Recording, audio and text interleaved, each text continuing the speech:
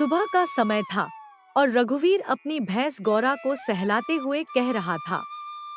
देख गौरा, आज सूरज कितना चमक रहा है। आज तूने खूब सारा दूध देना है। गांव की बहुएं और बच्चे तेरा ही इंतजार कर रहे होंगे। दूसरी ओर रघुवीर की पत्नी नीरा दूध की बाल्टी लेकर आती है और कहती है, अरे सुनिए, बातें कम कीजिए और जरा बाल्टी संभालिए। आज मुखिया जी के घर भी दूध पहुंचाना है। उनकी बेटी की सगाई है। चिंता क्यों करती हो नीरा? हमारी गौरा का दूध तो अमृत जैसा है। जो एक बार पीता है बस उसी का गुणगान करता है। इसके बाद नीरा घर के अंदर चली जाती है। जैसे ही रघुवीर भैंस का दूध निकालता है, तभी गांव की एक महिला बाल्टी लेकर आ जाती है और कहती है, रघुवीर भैया, आज जरा 2 किलो ज्यादा दूध दे देना। वो क्या है ना, घर पर मेहमान आने वाले हैं। बहन जी, ये तो भगवान की मर्जी और गौरा की कृपा है। जितना दूध बाल्टी में उतरा है उतना ही दे पाऊंगा। मिलावट का काम हम नहीं करते।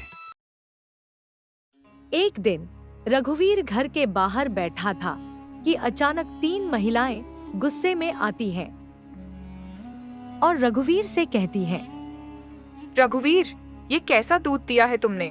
जैसे ही चूल्हे पर चढ़ाया पूरा का पूरा फट गया। हाँ, देखो मेरी बाल्टी, ये दूध है या छेना? और आज तुम्हारी वजह से मेरे बच्चे भूखे रह गए। ये कैसे हो सकता है? मैंने खुद अपनी आंखों के सामने गौरा का दूध निकाला था, एकदम ताजा था। पूरे गांव में फटे दूध की चर्चा होने लगती है।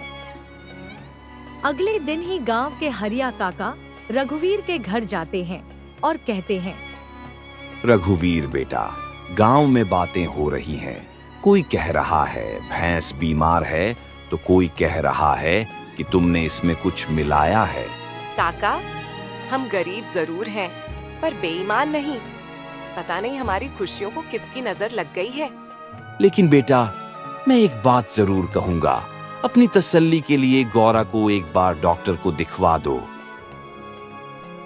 काका के कहने पर रघुवीर अगले दिन ही जानवरों के डॉक्टर को बुला लेता है। देखो रघुवीर, भैंस को कोई बीमारी नहीं है। खून भी साफ है और चारा भी सही है। कभी कभी कुदरत के खेल समझ नहीं आते। बस धैर्य रखो। नीरा, अब गांव वाले हमसे दूध नहीं लेंगे। तुम्हें तो पता ही है, साख बनाने में उम्र बीत जाती है और उसे टूटने में बस एक पल लगता है। अब घर का खर्चा कैसे चलेगा? गौरा का चारा कहां से आएगा? इतना कहकर रघुवीर घर के बाहर आ जाता है और चारपाई पर बैठ जाता है।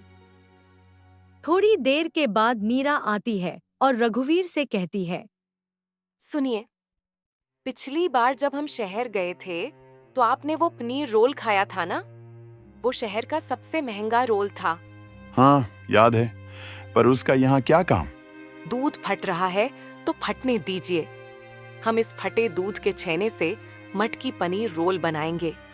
मटके की सौंधी खुशबू और मेरे हाथ का मसाला, आप देखना लोग दूध को भूल जाएंगे। लेकिन नीरा, गांव वाले क्या कहेंगे? जो कल तक दूध बेचता था अब रसोइये का काम कर रहा है। हाजी, आप भी। अरे लोगों को छोड़िए, लोगों का तो काम ही है कहना। काम कोई छोटा नहीं होता। मैं तो कहती हूँ, अगर नीयत साफ हो तो फटा दूध भी सोना उगल सकता है। रघुवीर शहर में एक बड़े होटल के सामने अपना छोटा सा साफ सुथरा ठेला लगाता है। देखते ही देखते उसके ठेले पर ग्राहकों की भीड़ लगने लगती है। और जब यह बात होटल के मालिक को पता चलती है तो वह बहुत गुस्सा होता है और अपने मैनेजर से कहता है, मैनेजर, ये क्या बदतमीजी है? इस 5 स्टार होटल के सामने ये सड़ा हुआ ठेला किसका है? सर, वो कोई गांव का आदमी है। उसका पनीर रोल बहुत बिक रहा है। हमारे ग्राहक भी अंदर आने के बजाय बाहर खड़े होकर खा रहे हैं। असंभव।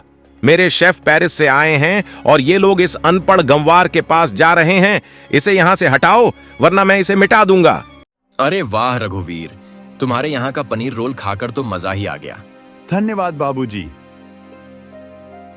दूसरी ओर होटल का मालिक विक्रम मैनेजर के साथ मिलकर साजिश रचता है।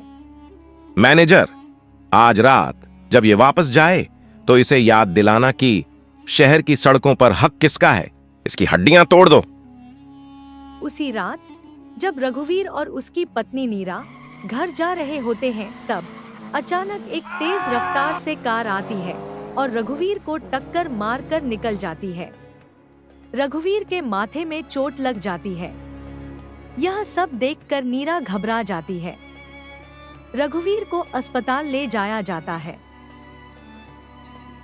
आप ठीक हो जाएंगे, घबराइए मत। नीरा, वो विक्रम हमें डराना चाहता है। वो चाहता है कि मैं डर कर गांव भाग जाऊं, पर वादा करो कल सुबह ठेला फिर से सजेगा। मैं वादा करती हूँ। अब ये सिर्फ पेट की लड़ाई नहीं है, ये हमारी इज्जत की लड़ाई है।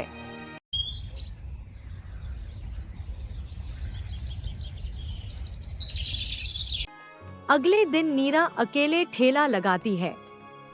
थोड़ी देर बाद होटल का मालिक विक्रम आता है और उससे कहता है, अरे ओ औरत, तेरा पति अस्पताल में है, अब तू भी जाना चाहती है क्या? यहाँ से दफा हो जा। जब तक कानून मेरे साथ है, मैं यहाँ से नहीं हिलूंगी। और आप जैसे लोग सिर्फ डर फैला सकते हैं, स्वाद नहीं बांट सकते। दूसरी तरफ होटल का वेटर राजू फोन करके पुलिस को बुला लेता है। साहब, ये देखिए वीडियो। मालिक ने ही मैनेजर को पैसे दिए थे रघुवीर भैया का एक्सीडेंट करवाने के लिए। मैं इनकी गुलामी कर सकता हूं, पर इनके गुनाहों में साथ नहीं दे सकता। विक्रम जी, कानून के लंबे हाथ अब आपके गले तक पहुंच गए हैं। चलिए थाने, वहां आपका नया होटल आपका इंतजार कर रहा है, जेल का होटल। रघुवीर और नीरा गांव में नई दुकान खोलते हैं, जिसका नाम रखते हैं नीरा का जादुई पनीर रोल।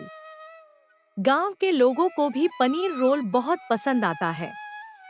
और देखा आपने, जब नीयत साफ हो तो मुसीबत भी रास्ता दिखाने आती है। बिल्कुल सच। आज हमारी दुकान है, कल हमारा बड़ा होटल होगा, जहां प्यार और ईमानदारी से खाना खिलाया जाएगा। तो दोस्तों, ये थी आज की कहानी। अगर आपको पसंद आई हो तो लाइक, शेयर, कमेंट और सब्सक्राइब जरूर से करिएगा, ताकि हम और भी अच्छी अच्छी कहानियां लेकर आते रहें। धन्यवाद।